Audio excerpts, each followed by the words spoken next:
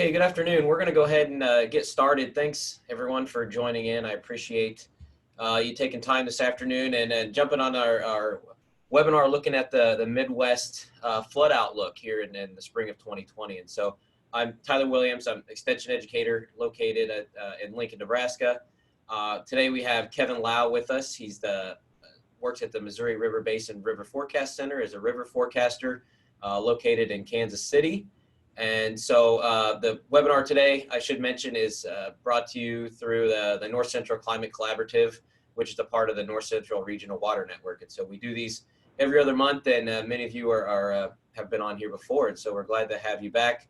I have a pretty exciting webinar today.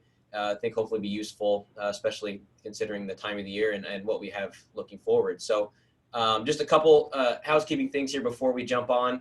I will go ahead and pop up a poll question. Actually, we'll go ahead and push up the first poll now.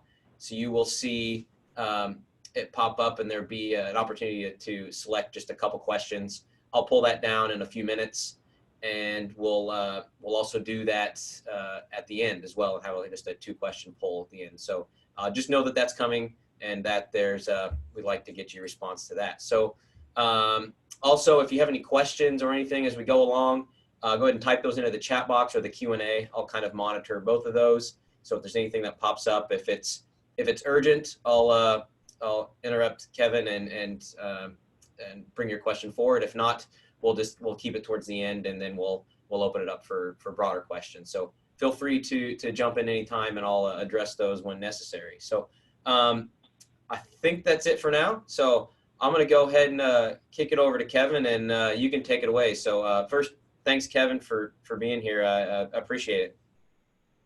Well, thank you. On behalf of the National Weather Service, I'm honored that you guys have asked us to be a participant on this series of calls.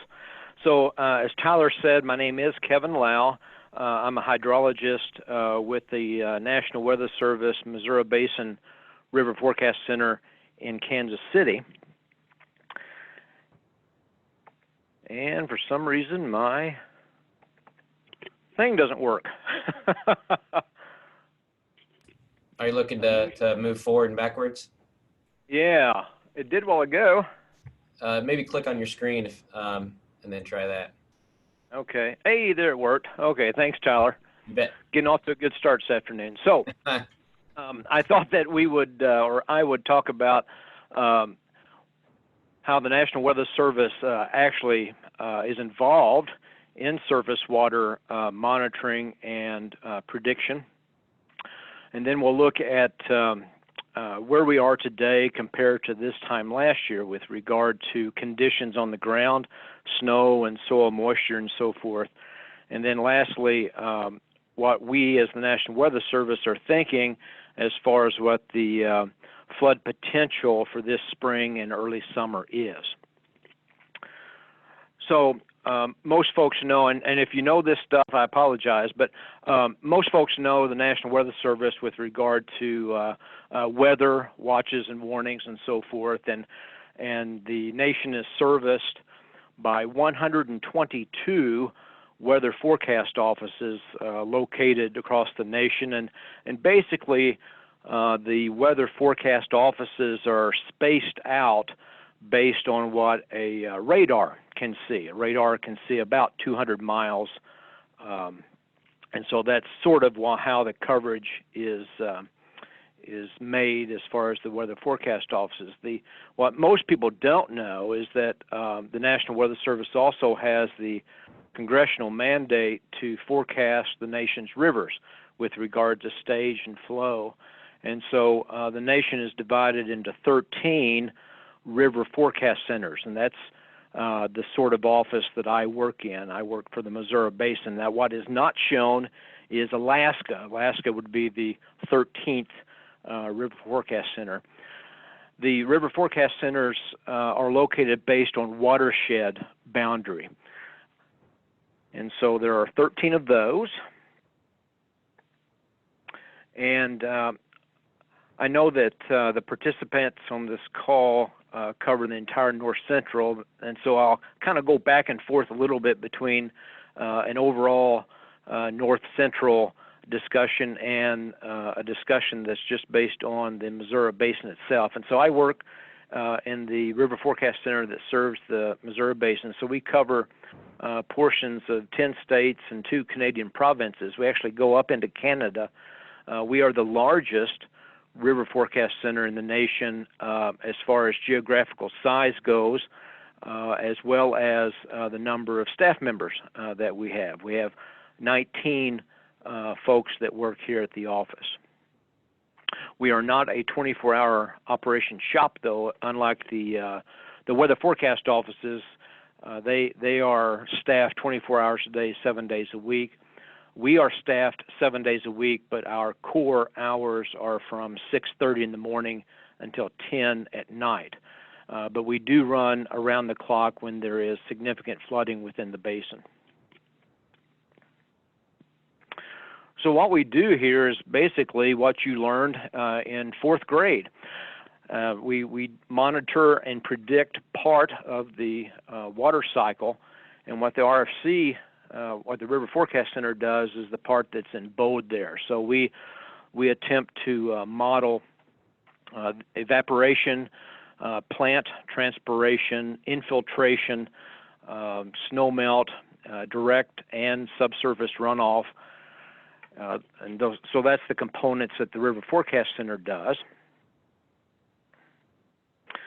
And this photograph shows one of our staff members at her workstation. Everything that we do now is computerized, of course, but on the left-hand side shows some examples of how we used to do things when the River Forecast Center started back in the 1940s. And so a lot of comparisons between one gauge and another. When one gauge got so high, then we knew that the next downstream gauge would get just so high and so many hours or days later, and that's the sort of thing you see on the left-hand side. But now we have everything computerized in fairly robust models that we use.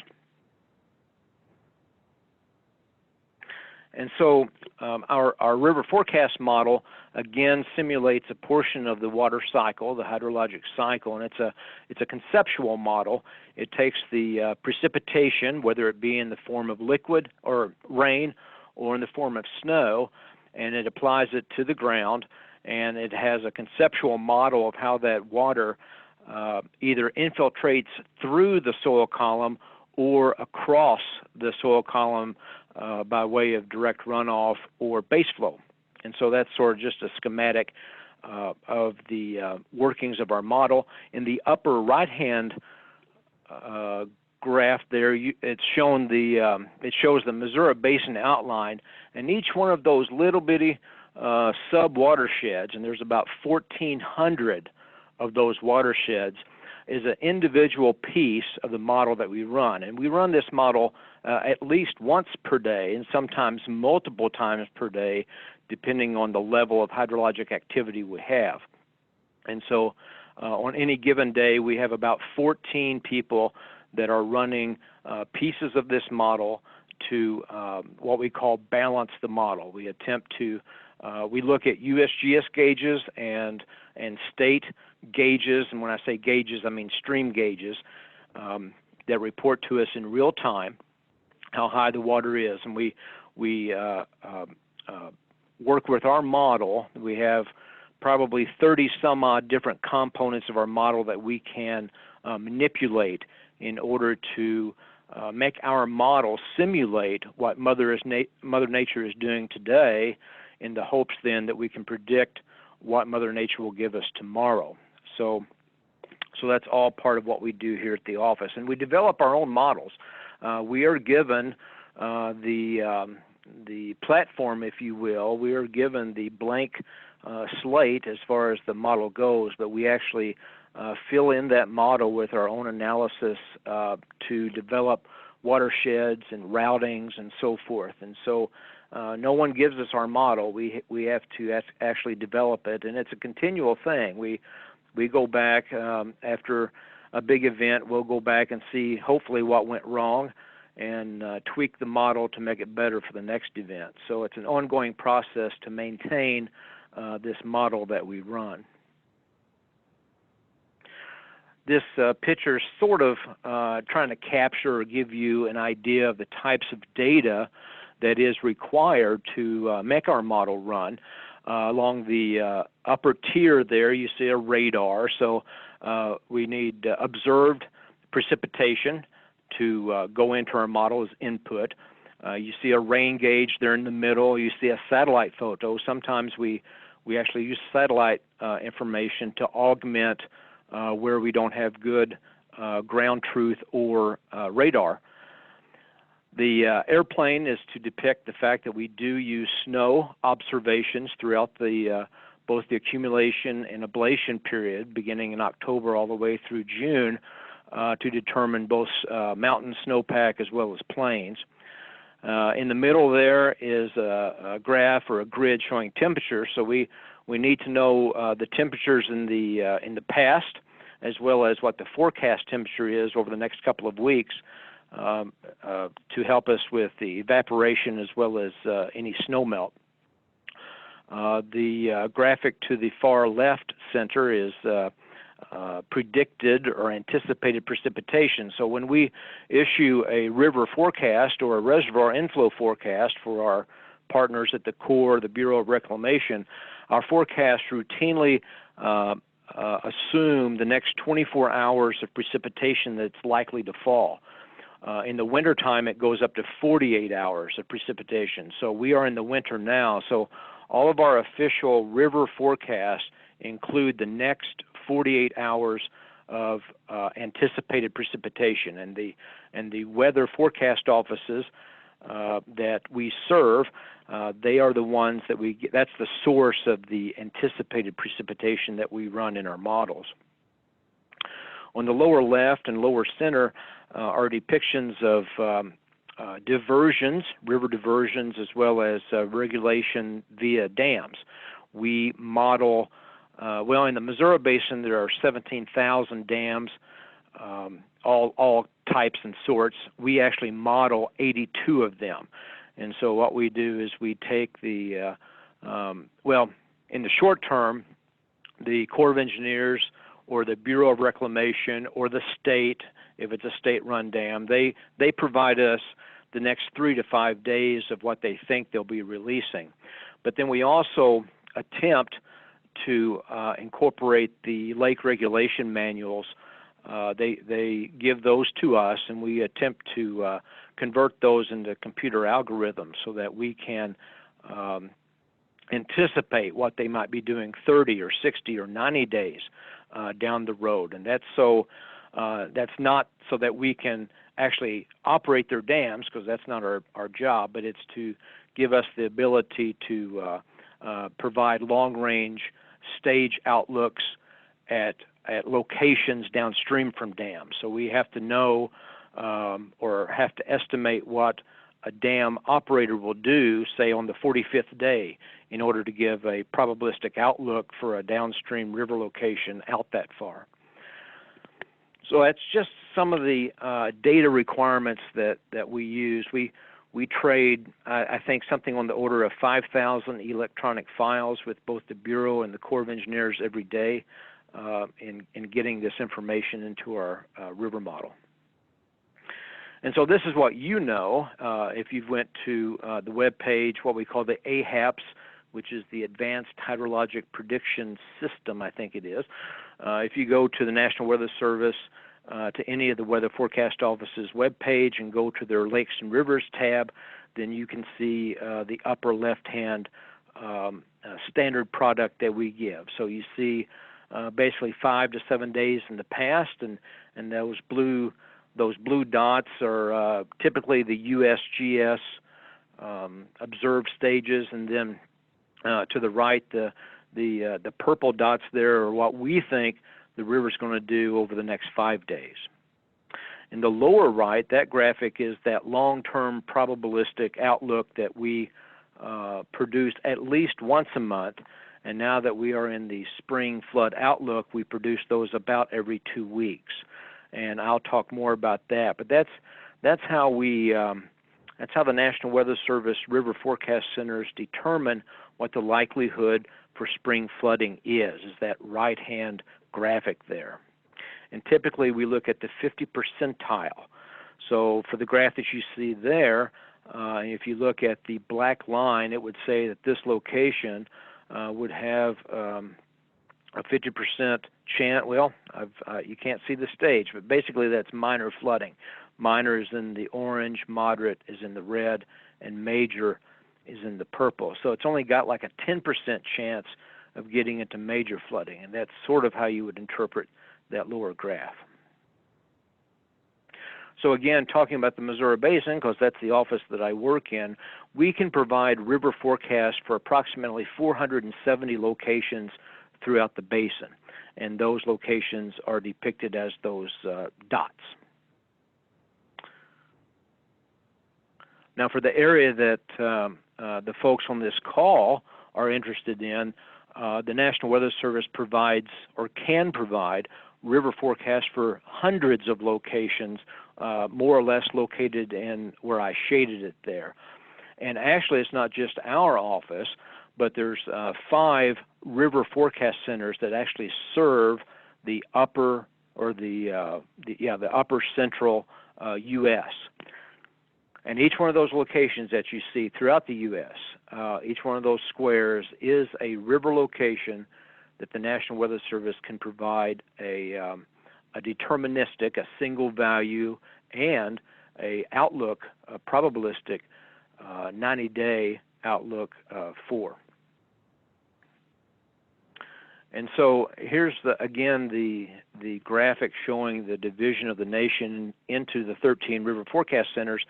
And I tried in the little, I tried to make like an insert or whatever map and blowed up the northern U.S. And so my office, the Missouri Basin, we cover about half of North Dakota, almost all of South Dakota and Nebraska, and a piece of Kansas. The North Central River Forecast Center, which is located in Minneapolis, they cover all that area there in pink, and so they cover the remainder of North Dakota, Minnesota, Michigan, Wisconsin, part of Illinois, and half of Iowa.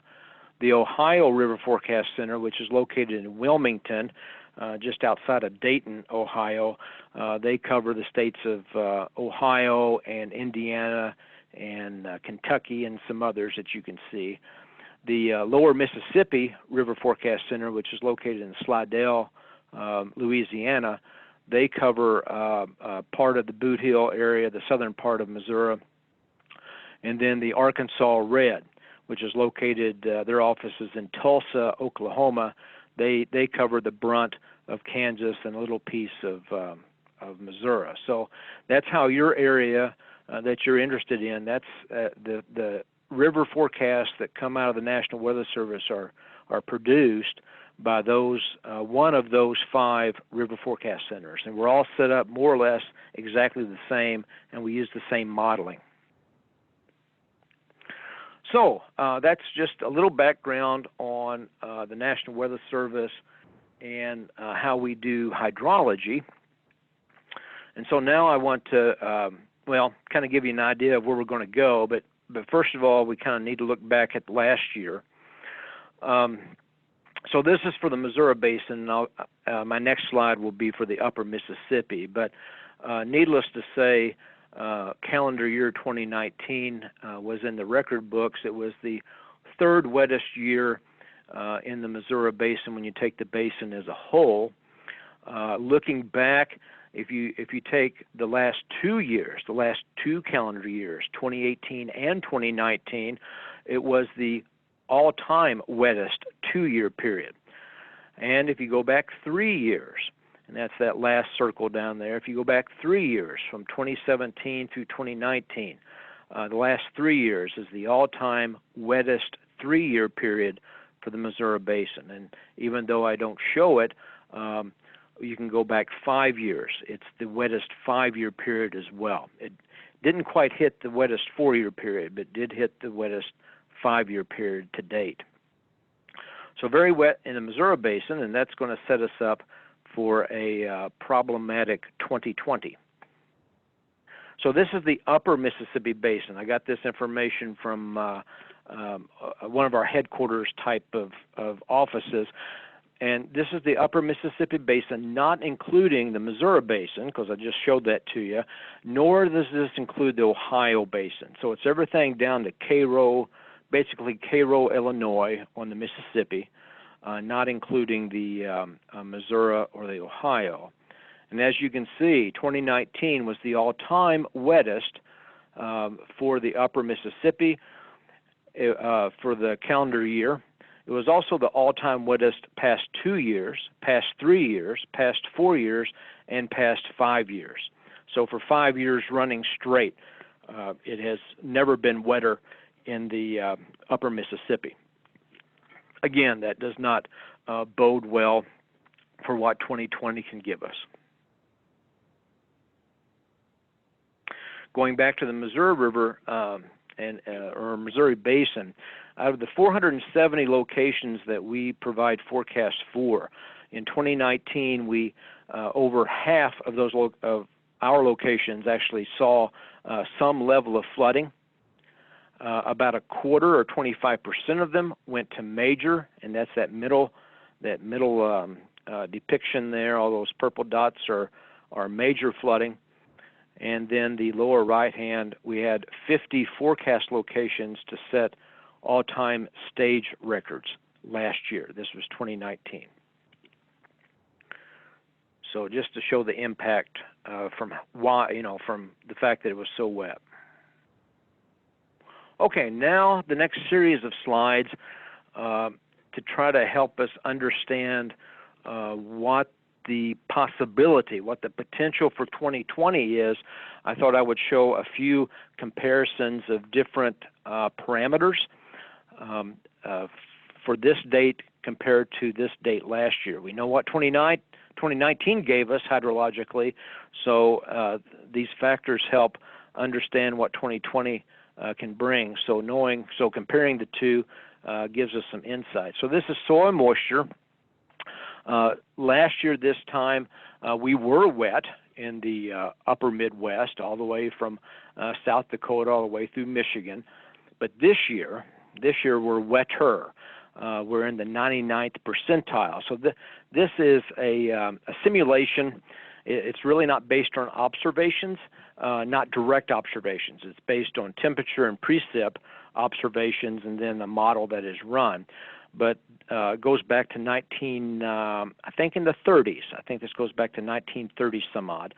And so this year, we're in the 99th percentile. So we're as wet as we've ever been across eastern Montana all the way through Michigan. And so we were wet last year, but we're wetter this year. So that's not a good thing. This is the rivers going into freeze up. So this is a picture of last fall compared to the fall of 2018. And for the states of Michigan and Minnesota, it's about the same. For our basin here in the Missouri Basin, we were much wetter going into, or the streams were running higher going into this winter than we were last winter. And that gave us some pause for thought as far as ice jam flooding.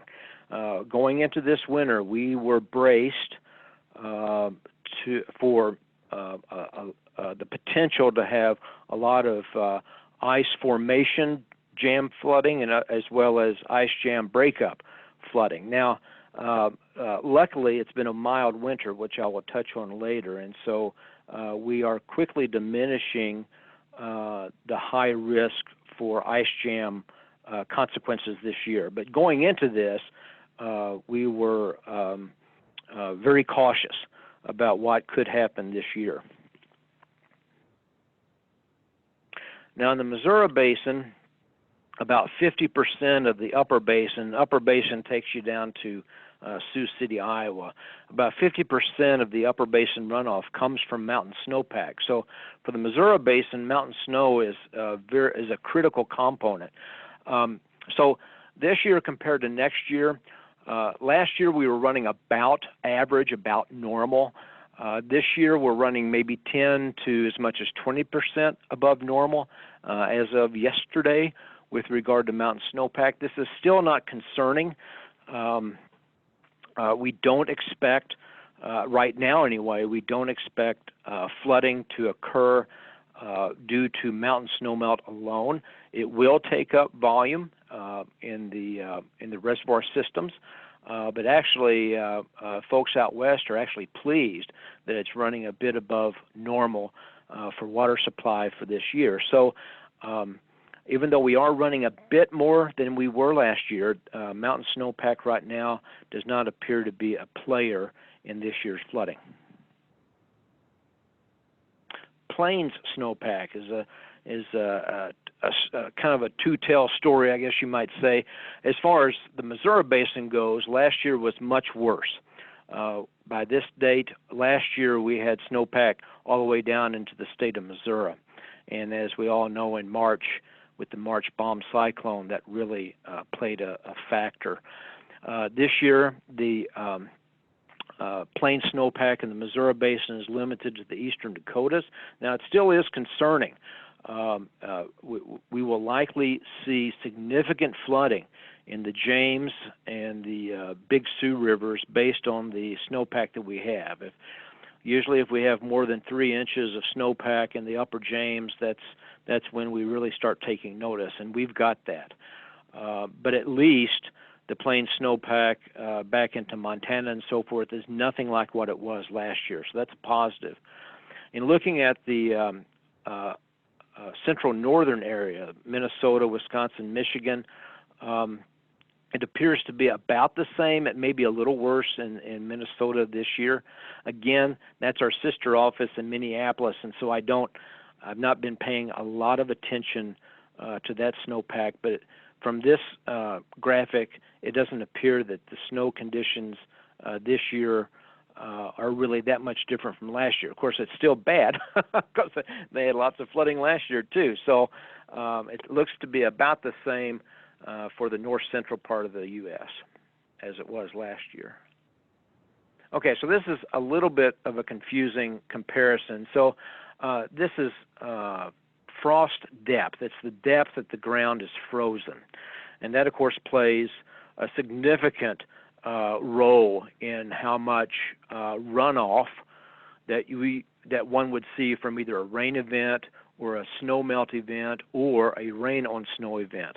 If the ground is frozen, then it becomes like concrete, and that's what we saw last year with the March bomb cyclone. The ground was frozen in some places in excess of 2 feet, and that's shown on the left-hand side. That's from March of last year.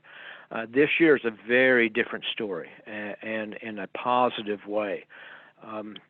We do have frozen ground built in the upper, like Montana and North Dakota, but it's not deeply frozen. And so we are worlds different than we were this time last year with regard to frozen ground. And that is playing a big factor in the fact that our long-range outlooks are not as bad as what we first expected when we moved into this winter season. Okay, so this graphic is just how much precipitation have we seen over the past 3 months. And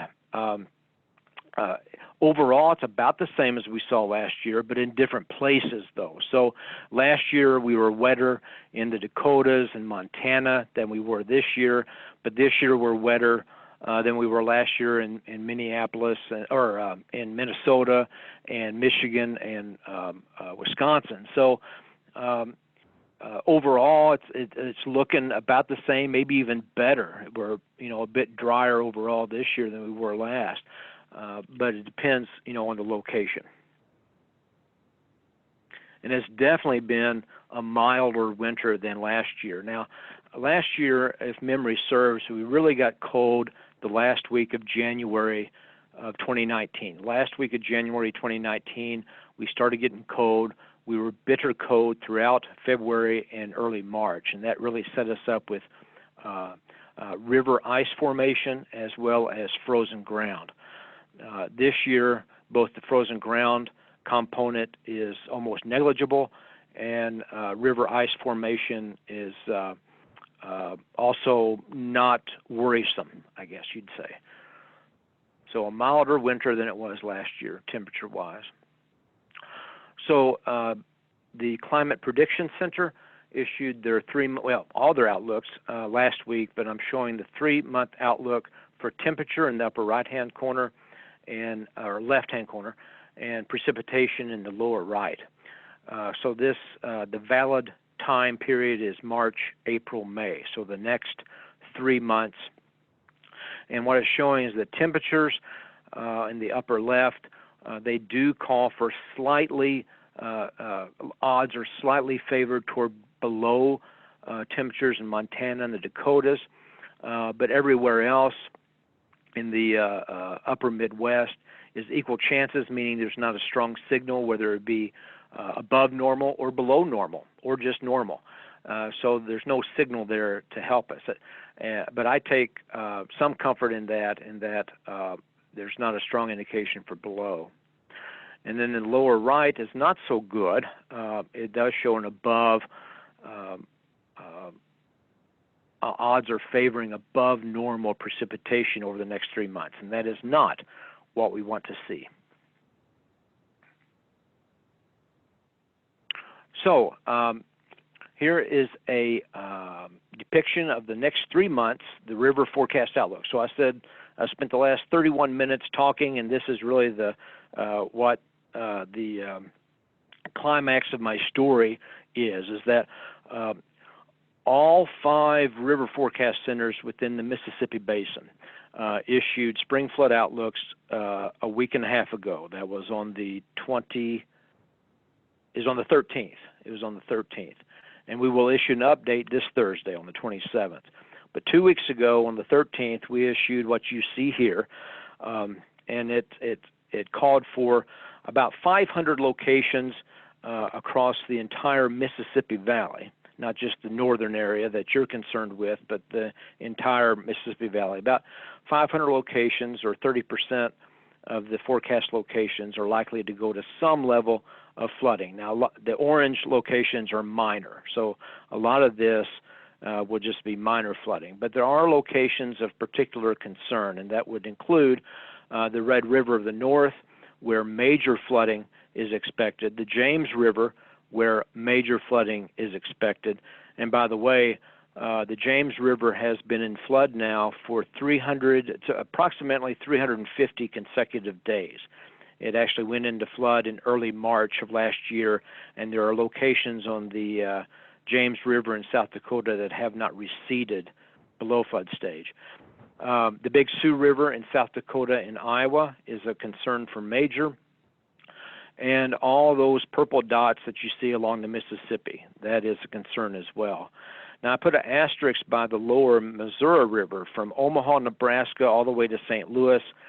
We are concerned about the Missouri River, not for major flooding necessarily, but for moderate level flooding, and the fact that the levee systems both north or upstream of Kansas City as well as downstream of Kansas City are still in a varying state of disrepair.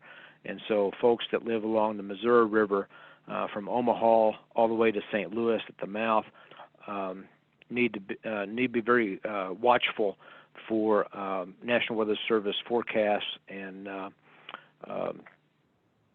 local emergency managers' notifications. So I think this is my last slide. So the setup is grim, and I've been saying that since last September. But it's not as grim. It's not as I'm beginning to come off of that a little bit. But the setup is grim. We've got saturated soils.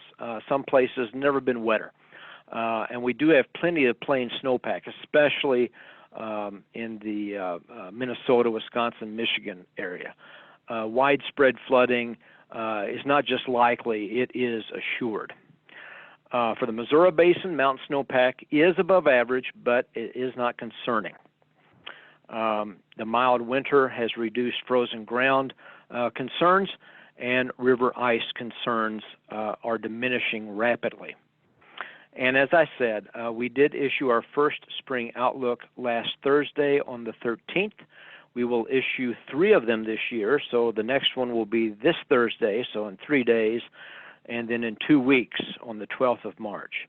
And then the National Hydrologic Assessment, which will be it'll be hosted by the national headquarters of the National Weather Service, and that will be a press release on 19 March. And so with that, I think I'm done. So I will toss it back to you, Tyler, for any questions. So thank you. Sure, thanks, Kevin. Yeah, so if you do have any questions, go ahead and type those into the chat box or the Q&A. There is one in the Q&A box, Kevin. I'll read to you, and I'll give other people a chance to think about that.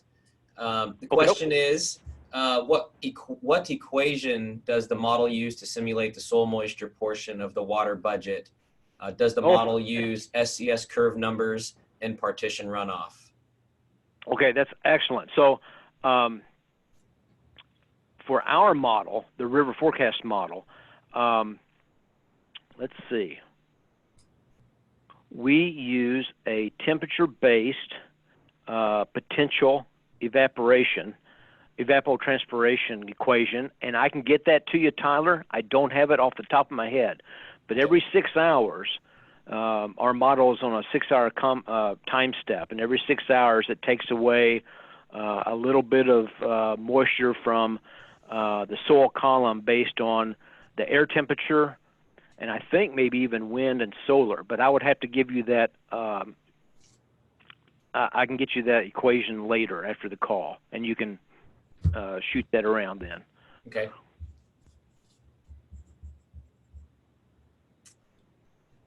Looks like we got another question here. Let me jump in there. Question, it says, please further explain the 7,000 dams in the basin. Oh, okay, yeah. So the Corps of Engineers has a database. It's called the National Inventory of Dams, or NID, and I believe anybody can get to it. Just Google NID, National Inventory of Dams, and anything that impounds water almost is considered a dam. And so there is 17,000 dams cataloged for just within the Missouri Basin itself. 17,000. I don't really know what the cutoff is as far as height or how they determine whether a structure actually meets the criteria, but it's a Corps of Engineers database. And so out of those 17,000, we actually only model 82.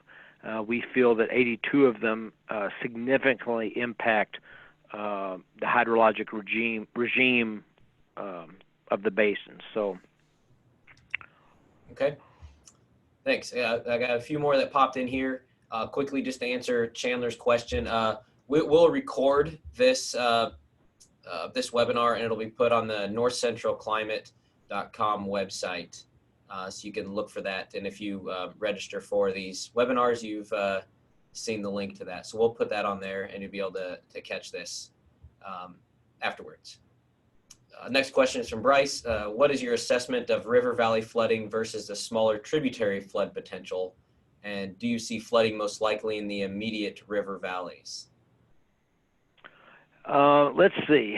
I would say that the tributaries are at a higher risk for flooding than the mainstem rivers, Ohio, Mississippi, Missouri. But all the tributaries and all the mainstems have a higher than normal. In looking at the to try to attribute a percentage, I've been seeing anywhere from a 10% to as much as a 70% higher likelihood of flooding, depending on the location.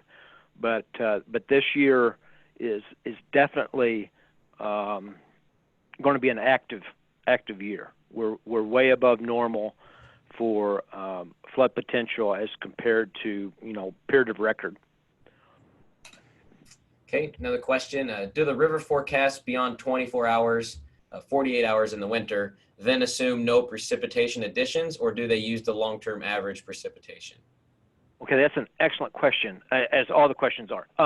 So our deterministic forecast, the ones that give you a single value, a single hydrograph, they use either 24 or 48 and then go to 0 after that period. So if we were to issue a forecast today for a location, after day 2, it would have 0 precip. However, the probabilistic forecast that we issue once a month or during the outlook season that we're in now, where we're issuing them every 2 weeks, those probabilistic outlooks that go out 90 days, they actually look at, they use the precipitation that fell throughout those 90 days in 1979, in 1980, in 1981. It computes 33 hydrographs, 33 solutions given today's conditions. So it looks at the rain that fell over the entire 90 days for every one of those historic years, and then ranks them to give you your probability distribution that you can see on that one graph that I showed. Let's see. Okay. I don't know. Is my thing still being showed? Yep. Yeah. Okay. Let me go back instead of just talking in the thin air. Okay. On the lower right, that black line is the next 90 days based on the precipitation and the temperatures that actually occurred over those 90 days in 1979, in 1980, in 1981. We run 30 some odd simulations through our model, and that's what gives you that black line. And because we are so wet, the black line is to the left of the blue line. The blue line is historic, and so that's why you see such a big horizontal gap between the blue and the black is a bad thing. Okay, and then a question that came basically kind of right along with that is where can they find that 90-day probabilistic graph that you're showing there? Okay, it's easy. Go to water.weather.gov.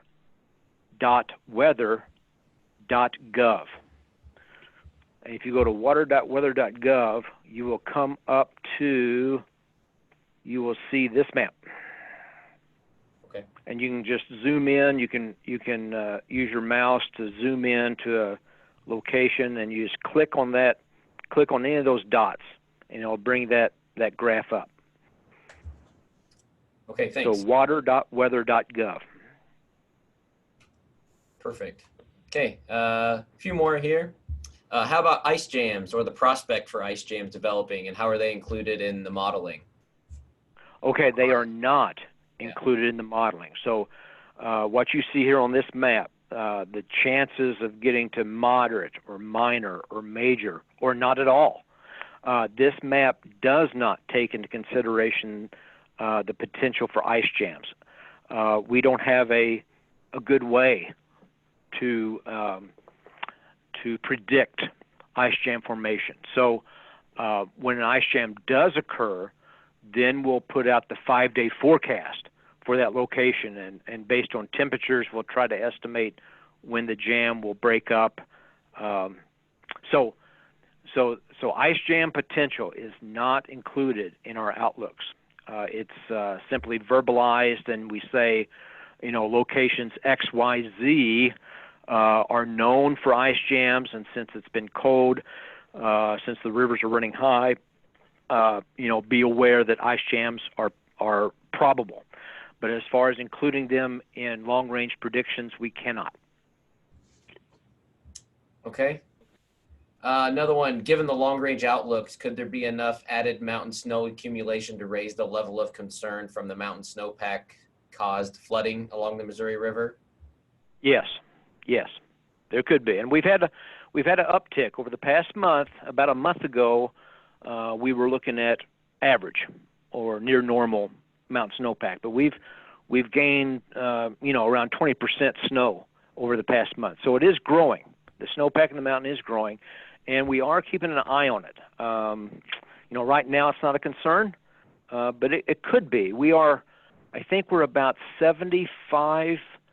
Well, on the 13th, we were 70% through the normal accumulation period. So I would say we're probably about 75% now, maybe even 80%. So the time for the snow accumulation to blossom, if you will, is diminishing. April 15th, tax day, is normally when we say that's when the peak Rocky Mountain snowpack usually falls, is April 15th. Past that, the snowpack usually begins to dwindle. So we're about 70 to 80% through the accumulation period. So that's a positive. That's a good thing. But yes, we could pick up enough snow still yet to be a concern as far as reservoir management. Yeah. Okay. Another question here is, one of my concerns is with the water content that ultimately finds its way into the Gulf of Mexico. You may or may not know this, but does NOAA do any measuring of the pollutant content of the springtime heavy flow out of the middle part of the country?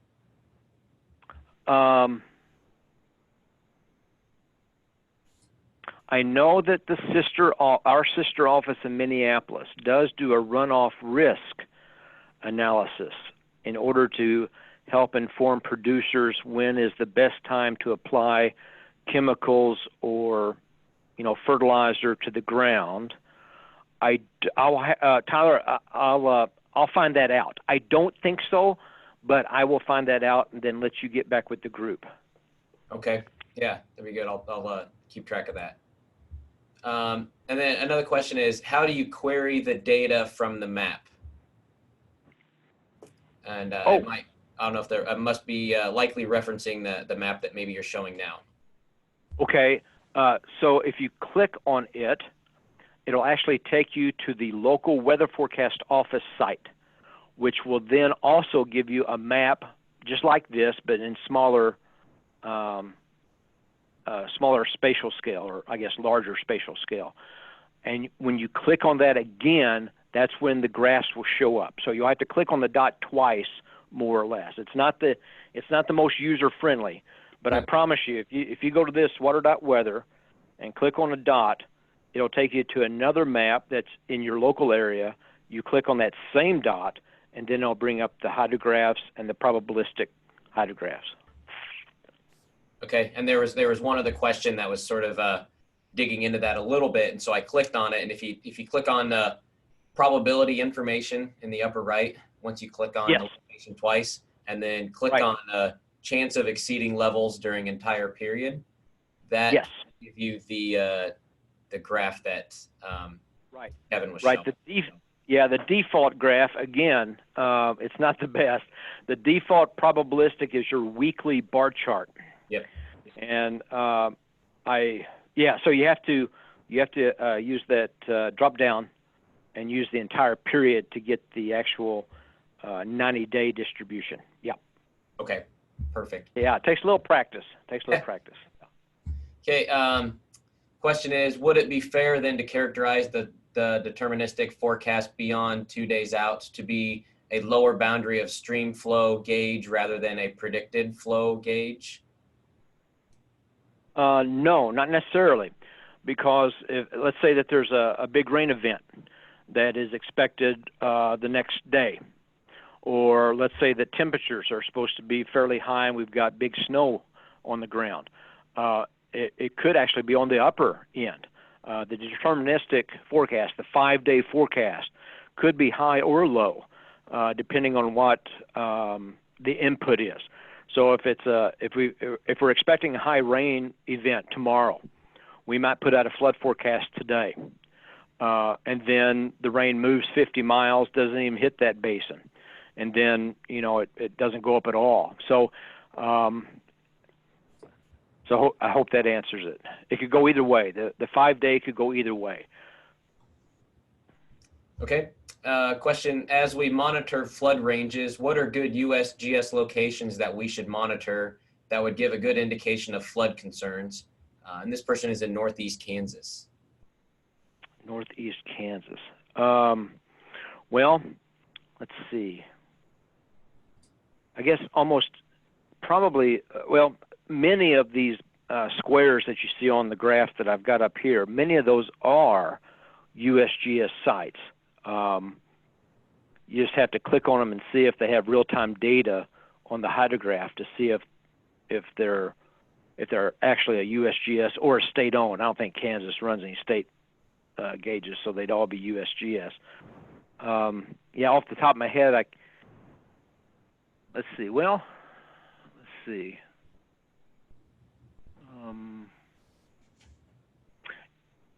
Yeah, I mean, I don't know. I can't think off the top of my head what locations would be better to monitor as far as the GS goes. Of course, now, remember, the GS isn't going to show a prediction. It's only going to show observation. So to get an idea of the prediction, you'd have to go to the map that is on the screen now. Okay, I got two more questions from this person. One, and I'll just do these separately, they're kind of different. Is there a decision support system for the runoff risk? Yes, there is. Yes. And again, I can provide a contact to you, Tyler. It's my counterpart up in Minneapolis at the North Central River Forecast Center. And I think there's several. I think they're state by state. So they do a runoff risk. I'm pretty sure they do a runoff risk for the states of Minnesota and Wisconsin, maybe Michigan. And each state has a decision support website that producers can go to. If I'm thinking right, but yeah, my counterpart Corey would be happy to answer those kinds of questions. We don't do. There's a chance that there might be one in Kansas that we might be working with, but it's still in the planning stages. So yeah, Corey, my counterpart, would be the better person to answer that question. Okay, and I popped my email into there if anyone has any follow-up questions they'd like, or for any of this info, you can just shoot me an email and be an easy way to get that to you. And then I have one more question here for sure, unless something else pops in. Is there a link for the methodology or deterministic and probability forecast?